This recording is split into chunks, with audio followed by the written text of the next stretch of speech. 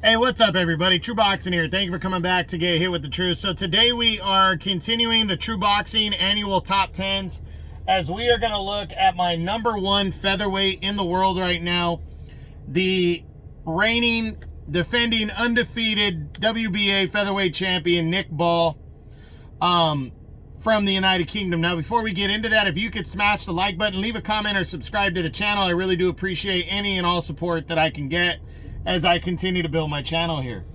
Excuse me.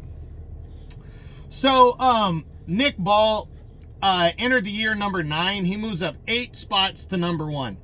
And I know some people are going to argue this ranking right here, but you know, I really, for me, it comes down to who's the best fighter right now, or who's the guy with the most accomplishments. And it's tough to say because there's just such a God, it's very tough to say because you have to look at their body of work overall, right? And you know me, I go off of the last 3 years, because I feel that's your more recent past. And, Ray Vargas, as I said, him and Nick Ball, well, first off, Nick Ball this year fought Ray Vargas to a draw. He was losing the first half of the fight. He closed the second half of the fight very strong, put Ray Vargas down in that fight. And, put him down a couple times, and a lot of people thought he won the fight, but he came up short. And then just less than 3 months later, he comes back after a war with Vargas and takes on Ray Ford and defeats him by a 12-round split decision to capture the title.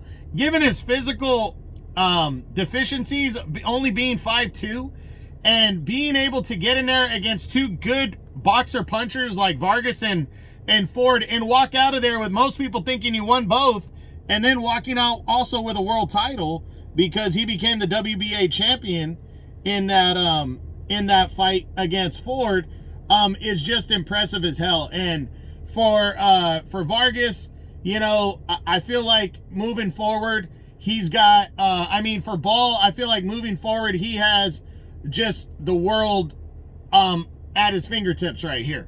Because he also decided to come back at the end of the year and make a defense against veteran, former world title challenger Ronnie Rios.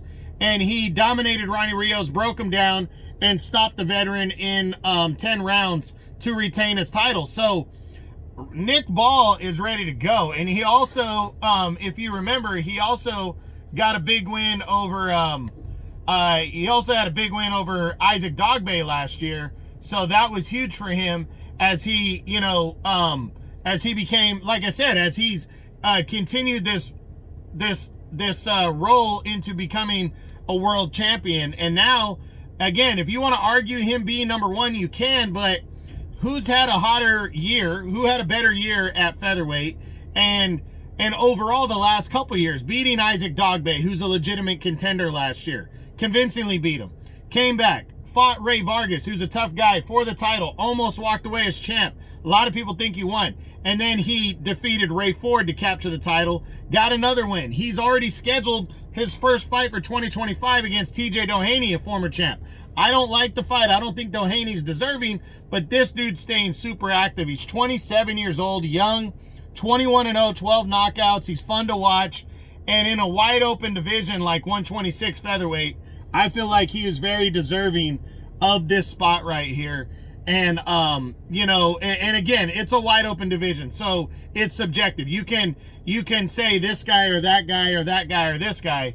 You can argue all of them, but, there's no decisive for sure this or that, and that's why I think it's very tough to say who the number 1 featherweight in the world is. But I just feel like what he's done this year, and you combine it overall, he's been way more active. He's a world champion, and you compare him to the other champs in the division.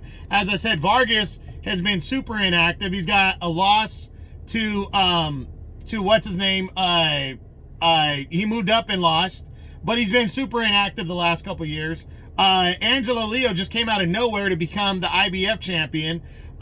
Brandon Figueroa has been pretty inactive, even though he's a WBC champ, and then he didn't win the title. He was upgraded to champion. And then Stephen Fulton Jr. is you can argue he has wins over Leo and Figueroa, but he's not even the champ. And then you got the WBO champ Rafael Espinosa really has only defeated Robesi Ramirez a couple times now. So, I think Nick Ball has spread it out. He's beaten the more credible opponents, and I think he's deserving of this spot right here. And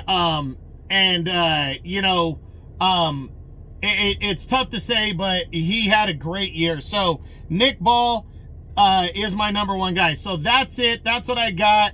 This is the True Boxing Top 10s continuing as we finish with the number one featherweight, my number one featherweight in the world right now, the undefeated reigning WBA champion, Nick Ball. And again, he is set to return on March 15th against TJ Doheny. So again, hope you enjoyed it. If you did, smash the like button, leave a comment, or subscribe to the channel. I appreciate any and all support. This is True Boxing, and you've been hit with the truth.